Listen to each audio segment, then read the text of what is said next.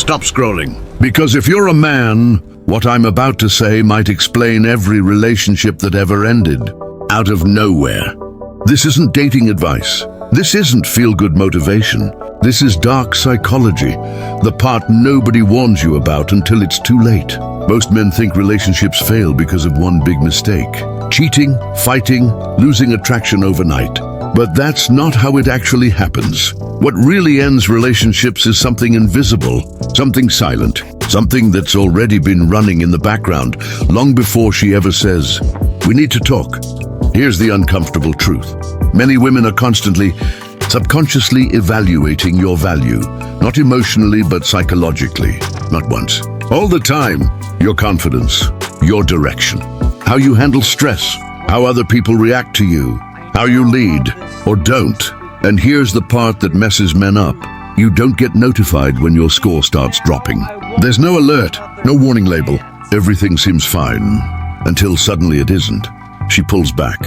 Her tone changes, affection cools, and you're left confused, replaying conversations, wondering what you did wrong. But by the time she explains her dissatisfaction, the decision was already made. I'm going to show you how to tell when this process has already started, before she ever says a word. Here's the signal most men miss. Before women speak, they shift behavior. That's dark psychology rule number 1. Words come last. Behavior comes first. When your value is rising, everything feels effortless. She touches you more, laughs easier, defends you when others criticize. She leans in, emotionally and physically. But when your value starts slipping, the changes are microscopic at first.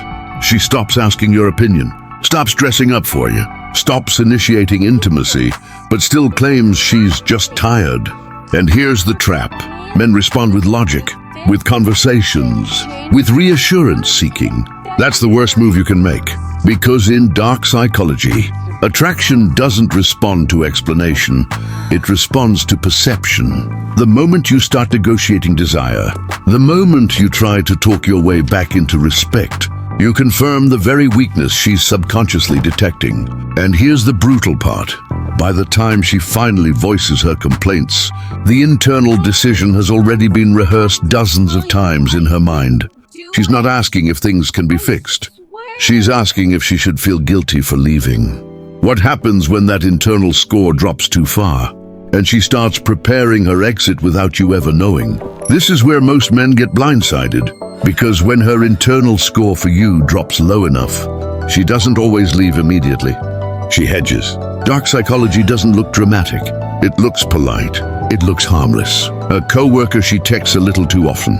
An ex who suddenly reappears just as a friend. A guy from the gym who's nobody to worry about.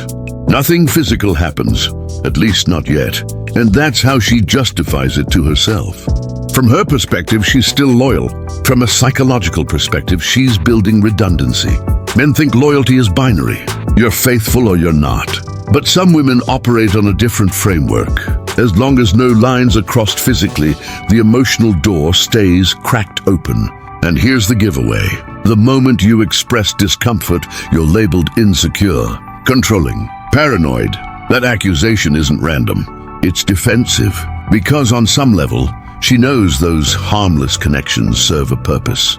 They're insurance. So when the relationship finally ends, and she's suddenly with someone new within weeks, you're left asking the same question every man asks. How did she move on so fast?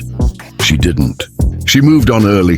Why modern relationships are increasingly built like business deals, and what that means for men who don't realize they're signing a contract they'll lose. Here's the shift nobody talks about. Love didn't disappear, it got reframed. In dark psychology terms, many modern relationships operate less like partnerships and more like transactions. A man thinks we're building together. She's subconsciously asking, what does this give me? Lifestyle, security, status, experiences she couldn't access alone. And here's where it gets dangerous. Social media didn't create this mindset, but it supercharged it. Every scroll reinforces the same message. Luxury is normal. Travel is expected. Comfort is deserved. So when a woman evaluates a man, she's often not asking if he's kind, loyal, or grounded. She's asking if his life upgrades hers. That doesn't make her evil. It makes her conditioned. But for men, the risk is massive. Because if you enter a relationship thinking it's emotional, while she's evaluating it economically, you're playing two different games. And when your income drops, your momentum stalls, or your value plateaus, the relationship doesn't fail.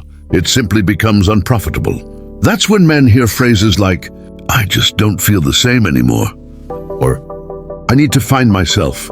Translation: the transaction no longer meets expectations. Most women never admit, but that quietly drives urgency, manipulation, and rushed commitment decisions. This pressure never announces itself, but it's always there.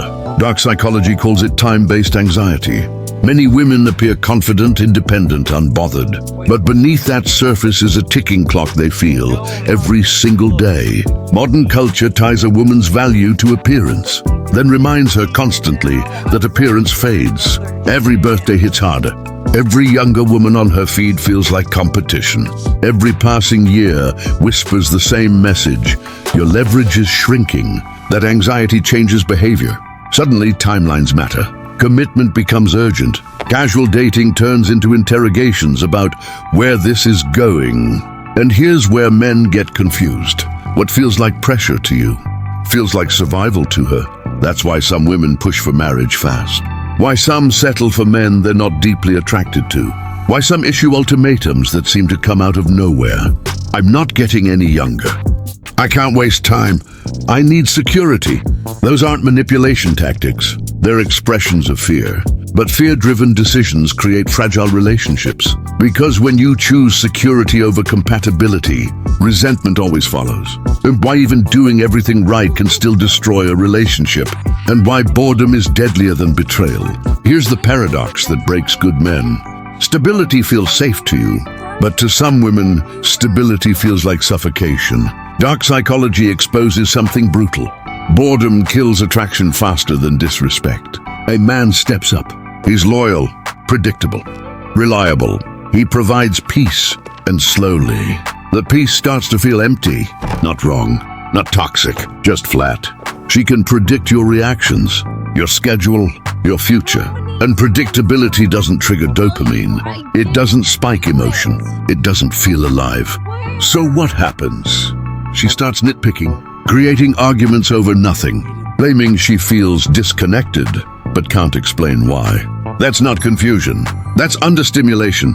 In a culture addicted to novelty, calm gets mislabeled as complacency. This is why some women leave good men for exciting ones.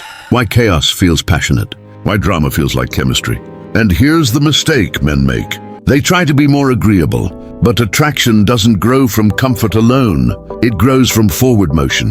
If you stop evolving, if your life plateaus, if you become furniture, reliable but unremarkable, the relationship quietly starts dying. And in the next part, I'll reveal a behavior that confuses men years after a breakup.